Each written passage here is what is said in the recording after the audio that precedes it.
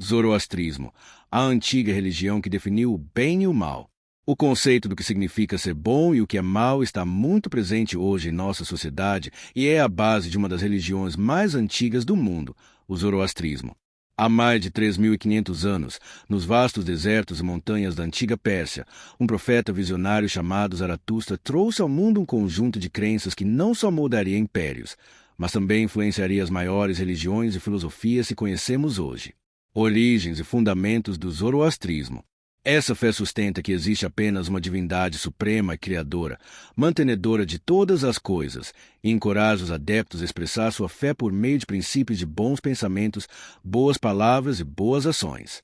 Essa forma de adoração de origem enigmática, com seus rituais e textos sagrados, forma uma das religiões mais notáveis do mundo. Iremos nesse vídeo buscar as origens dessa fé, seus preceitos, sua cosmovisão e entender de forma respeitosa o que podemos aprender com ela. Antes de entrar no tema, ative o sino de notificações para não perder nenhum vídeo sobre o assunto. Compartilhar com amigos me ajudará a continuar com esse trabalho de divulgação histórica muito necessário atualmente. Uma abordagem respeitosa. Sensibilidade religiosa. É bom lembrar que a temática sobre religiões pode ser sensível para algumas pessoas. Por isso, gostaria de lembrar que esse vídeo aborda a historicidade dessa crença. Pedido de licença.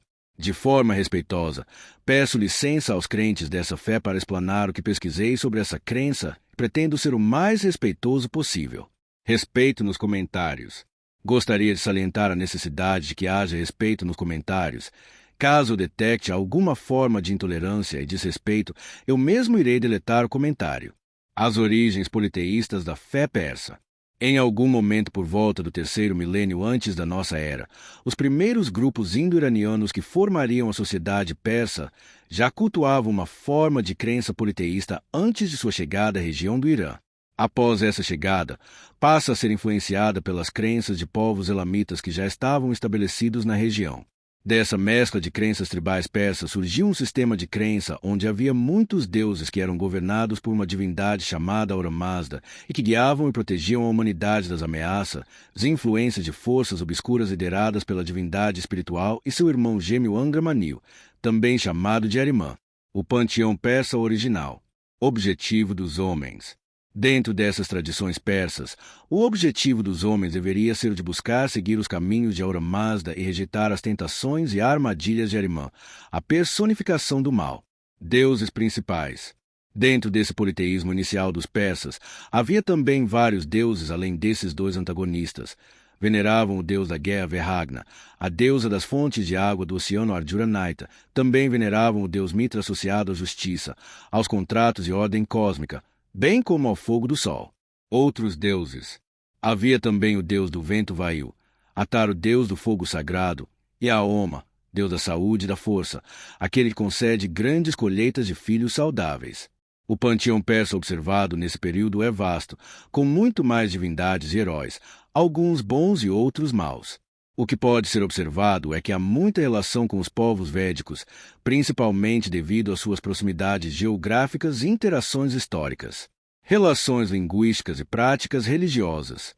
Há muitas semelhanças linguísticas entre o sânscrito, o védico e o avéstico, a língua dos textos zoroastristas, e seus textos sagrados compartilham muitos elementos e temas comuns. Sem registros escritos desse período, não se sabe como a fé era observada ou como os rituais eram conduzidos. Certos aspectos da fé, no entanto, foram preservados em obras zoroastrianas posteriores. Sabe-se que havia uma classe sacerdotal e que os deuses eram adorados em santuários ao ar livre, conhecidos como templos do fogo, altares nos quais o fogo do deus era sempre mantido aceso. Práticas de adoração e classe sacerdotal. Adoração simples. Uma característica peculiar dessa forma de adoração é que não haviam templos para os deuses ou rituais muito elaborados. Sacrifícios. Na maioria dos casos eram sacrifícios na forma de comida, grãos e objetos preciosos que eram entregues aos sacerdotes em troca de sua intercessão com os deuses. Classe clerical poderosa.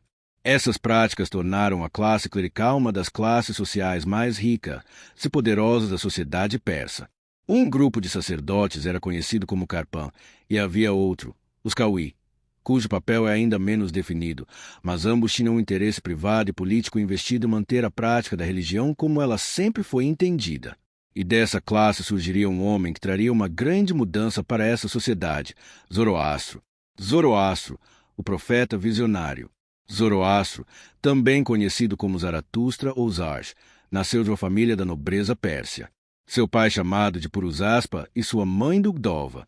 Seu pai provavelmente era da classe sacerdotal. Como os filhos geralmente seguiam a profissão de seus pais, muito provavelmente ele também abraçou esse posto, sendo educado desde menino. Ele tinha 4 irmãos, 2 mais velhos e 2 mais novos, mas nada mais se sabe sobre sua família ou sobre sua infância. Ele era um sacerdote aos 15 anos, provavelmente um assistente de um clérigo mais velho, e, de acordo com a tradição, deixou a casa de seus pais aos 20 anos para seguir essa função sagrada. A visão transformadora. Festival religioso. Quando atinge a idade de 30 anos, ele compareceu a um festival religioso celebrando os ritos da primavera, provavelmente a celebração do Ano Novo conhecida como Nowruz. Visão divina. Experimentou uma visão transformadora na margem do rio. Diante dele, uma imagem brilhante apareceu de um ser celestial que se identificou como Vohumanai e proclamou que ele havia sido enviado pelo próprio Ahura Mazda para entregar uma mensagem. Revelação. Os sacerdotes haviam entendido mal a verdade divina e estavam adorando deuses falsos. Havia apenas um Deus, Ahura Mazda, que não exigia sacrifício de sangue, mas apenas bom comportamento e ações de boa vontade. Missão. Zoroastro havia sido escolhido para pregar essa revelação, e ele começa sua missão. Rejeição e perseverança. Essas boas novas de Zoroastro não foram recebidas com o mesmo entusiasmo que ele próprio sentiu. Ele foi rejeitado pelos sacerdotes, que ameaçaram sua vida e o obrigaram a fugir de sua cidade. Nesse processo, ele continuaria a pregar essa nova verdade revelada a ele, permanecendo constantemente em oração para receber orientação de Ahura Mazda sobre como deveria proceder. Suas orações e perguntas ao Deus seriam mais tarde escritas, se formaria uma seção central das escrituras zoroastrianas conhecidas como Avesta, o primeiro convertido real. Debate na corte. Com o tempo, ele chegou na corte de um rei chamado Vistaspa e se envolveu em debate teológico com seus sacerdotes da corte para o entretenimento do rei. Vitória e prisão. De acordo com a Avesta, Zoroastro derrotou todos os seus argumentos e mostrou claramente a validade de sua revelação. Mas como isso desafiava a ordem já estabelecida, Vistaspa, satisfeito, mandou jogar o profeta na prisão. Milagre e libertação. Enquanto estava preso, Zoroastro curou milagrosamente o cavalo favorito de Vistaspa, que estava sofrendo de paralisia, e o rei o libertou e ouviu novamente sua mensagem. Conversão real. Vistaspa, de acordo com a tradição zoroastriana, tornou-se o primeiro convertido, e como ele era um rei, outros rapidamente o seguiram. Transmissão oral e morte do profeta. Zoroastro não escreveu nada, nem seus primeiros discípulos. A tradição sustenta que suas palavras foram memorizadas, repetidas em rituais e passadas oralmente por gerações até que finalmente encontraram forma escrita. Como a religião se espalhou após Vistaspa é desconhecido, mas ela era difundida na época do Império Aquemênida, cuja classe dominante era zoroastriana. Disse que Zoroastro continuou pregando até morrer por volta dos 77 anos de velhice, de acordo com obras posteriores do período sassânida, assassinado por um sacerdote da antiga religião. Os 5 princípios fundamentais. Deus Supremo. O primeiro princípio. O Deus Supremo é Ahura Mazda, bondade divina. O segundo princípio. Ahura Mazda é tudo de bom. Oponente maligno. O terceiro princípio. Seu eterno oponente Angra Mainyu é totalmente maligno. Manifestação da bondade. O quarto princípio. A bondade é evidente através de bons pensamentos, boas palavras e boas ações. Livre-arbítrio. O quinto princípio. Cada indivíduo tem livre-arbítrio para escolher entre o bem e o mal. Conceitos teológicos. Ahura Mazda era o Deus eterno, único e incriado, enquanto as muitas outras divindades adoradas anteriormente eram meramente espíritos ou emanações desse ser divino. Divindades populares como Mitra ou Anaíta não deveriam mais ser adoradas como divindades imortais e todo-poderosas, mas ainda podiam ser honradas como representações da benevolência de Ahura Mazda. Uma questão que é difícil de ser respondida no Avesta é sobre as origens de Angra Mainyu e as forças do mal. Pois se o universo foi criado por uma divindade toda-poderosa e que é a fonte suprema da bondade, como explicar a existência do mal? As referências indicam que a Avesta assume, nas orações e advertências de Zoroastro, que os antigos persas já conheciam a origem de Ahriman, e se havia uma explicação original para essa questão. Ela foi perdida com o tempo. Várias sugestões foram dadas em tempos recentes, tanto que surgiu a vertente dessa fé, o Zurvanismo, que diz que Ahura Mazda e Angra Mainyu são iguais em poder e ambos são seres criados por Zurva, o pai deles.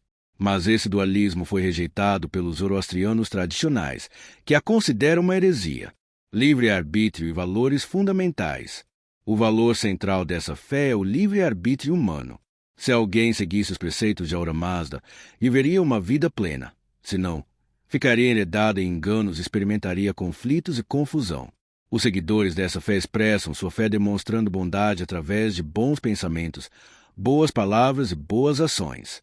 Embora haja evidências de esforços de conversão dos zoroastrianos após a missão de Zoroastro inicial, essa fé se espalhou por meio do comportamento virtuoso dos crentes que aderiram aos 3 valores fundamentais de comportamento: tornar os inimigos em amigos, tornar os ímpios em justos, fazer os ignorantes aprenderem sobre o bom caminho que leva a Ahura Mazda.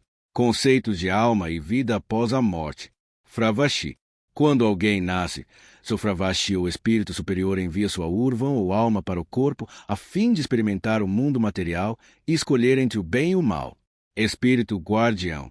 Fravashi é um conceito espiritual na antiga religião zoroastriana e se refere ao espírito guardião ou à essência protetora de um indivíduo que existe antes de seu nascimento e continua após a sua morte. Proteção. Fravashi são considerados uma força vital que guia e protege as almas, ajudando-as a lutar contra as forças do mal e a seguir o caminho da retidão. Ordem cósmica. Além de proteger os indivíduos, os Fravashi também desempenham um papel na preservação da ordem cósmica, sendo responsáveis por manter o equilíbrio e a harmonia no universo. Jornada da alma após a morte. 3 dias na Terra. Na morte, acreditava-se que a alma permanecia na terra por 3 dias perto do cadáver, e um cão seria trazido para o recinto para espantar os maus espíritos e proteger a alma, enquanto os deuses avaliavam a vida do falecido. Ponte Shiva. Após os 3 dias, o Urvan se reunia com seu Fravashi e viajavam para Ponte Shiva, o caminho sobre o abismo entre os vivos e os mortos. Julgamento. A alma recém-chegada à ponte seria protegida pelo guardião e juiz chamados Raosha e guiada a outros 2 juízes chamados Rashnu e Mitra, e esses 3 seres avaliariam essa alma. Destino final. Almas com equilíbrio entre boas e más ações eram enviadas ao Amistagam, uma espécie de purgatório. Aqueles que viveram de acordo com a luz eram enviados para o paraíso, chamado Garodemana, ou casa das músicas e canções. Aqueles não considerados dignos eram julgados da ponte para o inferno chamado de Druisdemana ou Casa das Mentiras. Rituais e práticas de adoração. Os adeptos fazem as suas ações justas não apenas por meio de suas ações diárias, mas por meio da adoração de Ahura Mazda, no serviço conhecido pela palavra Avestika Yasna. O propósito do Yasna era dar testemunho de Asha ou verdade e ordem, e resistir a Drus ou mentira, fortalecendo assim a determinação dos crentes de lutar contra as forças das trevas. De acordo com essa crença, o mundo está cheio de espíritos invisíveis, bons e maus, onde os bons são os Ahuras e os Daevas são os maus, e é preciso estar ciente deles, tomar precauções, e o Yasna encoraja isso com suas recitações. Esses rituais sempre envolviam fogo, o elemento sagrado que foi o último a ser criado, e a água, que representava a sabedoria e estava entre os primeiros a serem criados. O fogo era mantido aceso em um altar conhecido como Templo do Fogo, e um sacerdote oficiava recitando as palavras sagradas e oferecendo orações à presença da chama sagrada. Na conclusão do serviço, a água era orada através do rito de Abezor, uma oferenda para purificar as águas do mundo e reparar qualquer dano causado.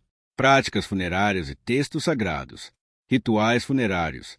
Não há serviço funerário comparável ao de outras culturas porque uma demonstração de luto excessivo era considerada indecorosa. A morte é uma parte natural da vida e os serviços funerários zoroastrianos são conduzidos silenciosamente, com moderação. O cadáver era cuidado em casa e um rito muito importante de ser observado era o sadida ou olhar do cão, no qual um cão era trazido para o quarto para espantar os maus espíritos. Uma vez que o ritual era concluído, o corpo era preparado e levado para fora de casa. Os cadáveres são considerados como impuros e eram deixados expostos aos elementos e estruturas comumente chamadas de Dakma ou Torres do Silêncio. A terra e a água são consideradas sagradas, e enterrá-los no solo era inadequado. Mas uma vez que o corpo era limpo por aves necrófagas, os ossos eram enterrados. Textos sagrados. Esses rituais eram realizados de acordo com os textos sagrados da crença zoroastriana, e os principais textos são o Avesta, que contém os Gathas, 17 hinos atribuídos ao próprio Zoroastro, e o Yasna Visperat, passagem que contém os textos litúrgicos. O Denkard, um código eclesiástico que é uma coleção de crenças e costumes. O Bundaishna, que aborda a cosmogonia dessa fé, legado e influência do zoroastrismo. Primeira fé monoteísta. O zoroastrismo, de fato, é a primeira fé monoteísta a promover os conceitos de responsabilidade individual pela salvação, julgamento após a morte, um salvador nos moldes messiânicos, um fim dos tempos e um céu e inferno. Influência nas religiões posteriores.